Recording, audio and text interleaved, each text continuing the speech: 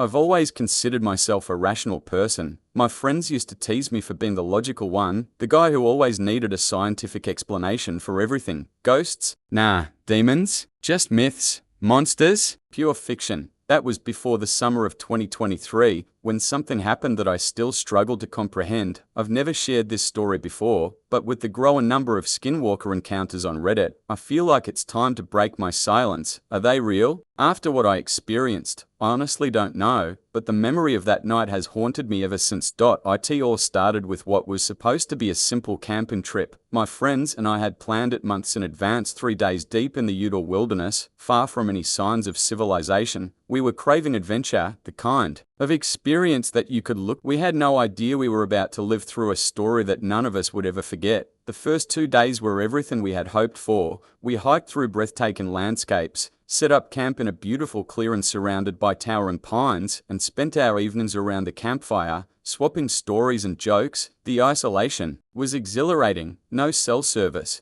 no responsibilities, just us and the wild. But as the sun set on our third night, the atmosphere began to change. It was around midnight when the first strange noise shattered the calm. We were sitting around the fire, enjoying the last of our s'mores, when a low, guttural howl echoed through the trees. It was distant at first, but the sound was so alien, so out of place, that it silenced our laughter instantly. We all exchanged uneasy glances. Jake, our self-proclaimed wildlife expert, tried to brush it off. Probably just a coyote, he said, though his voice lacked its usual confidence. But deep down, we all knew that wasn't right. The sound was too deep, too resonant, and it carried an odd, almost human-like quality. The howling didn't stop. It grew louder, closer, and more menacing with each passing minute. What started as a single voice was soon joined by others, creating a chilling chorus that seemed to come from all directions at once. It was as if the forest itself had come alive with these unnatural cries. We could no longer pretend that this was just wildlife. There was something else out there, something that was far from normal. As the howls continued, a strange smell began to permeate the air. It was a rancid, metallic odor that made my stomach churn, the smell of decay,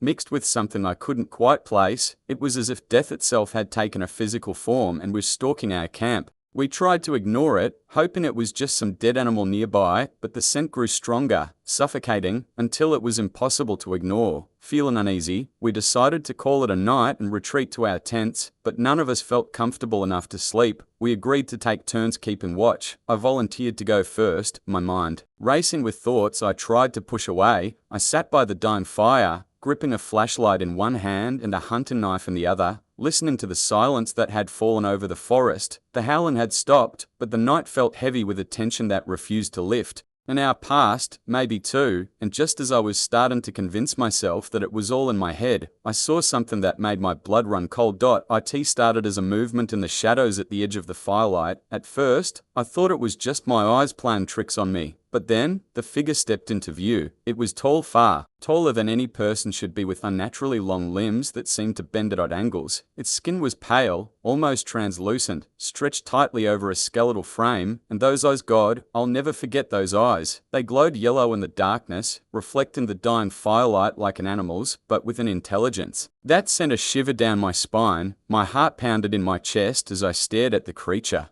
Every instinct in my body screamed at me to run, to get as far away from this thing as possible. But I was rooted to the spot, paralyzed by a fear I had never known before. The figure moved closer, and as it did, I could see that its face was constantly shifting, as though it was trying to mimic human features but couldn't quite get it right. Its mouth twisted into a grotesque mockery of a smile, revealing sharp, jagged teeth. I wanted to scream, but no sound came out. I could only watch in horror as it took another step closer, the firelight flickering against its distorted form. The smell of decay grew stronger, almost overwhelming. As the creature's eyes locked onto mine, there was something ancient in those eyes, something that felt older than the forest itself. Suddenly, it let out a howl, louder and more piercing than anything I had heard before. It was a sound that didn't belong in this world, a sound that seemed to reverberate through my very soul. The sheer force of it broke my paralysis. In a blind panic, I grabbed a burning log from the fire and hurled it at the creature. The flames burst to life, casting long shadows across the clearing. For a moment, I thought I saw the figure recoil, its form flickering like a mirage. Then, it was gone. The figure vanished into the darkness as suddenly as it had appeared.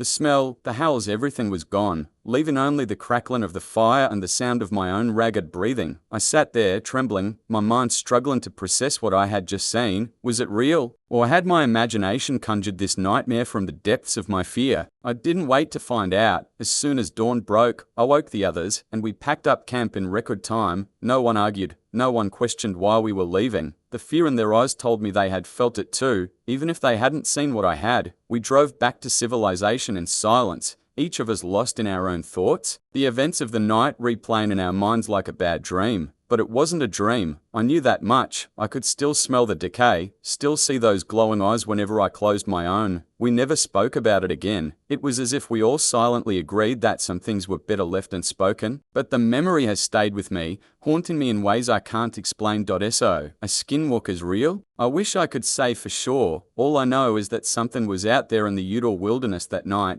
Something that defied all logic and reason. I've read the stories on Reddit, the countless accounts of people who've encountered these shapeshifters in the dark corners of the world. I used to dismiss them as just that, stories. But now, I'm not so sure. If you ever find yourself deep in the woods, far from the safety of the familiar, and you hear those howls in the night, my advice is simple. Don't go looking for the source. Turn around, pack up, and leave. Some things are better left in the dark, where they belong.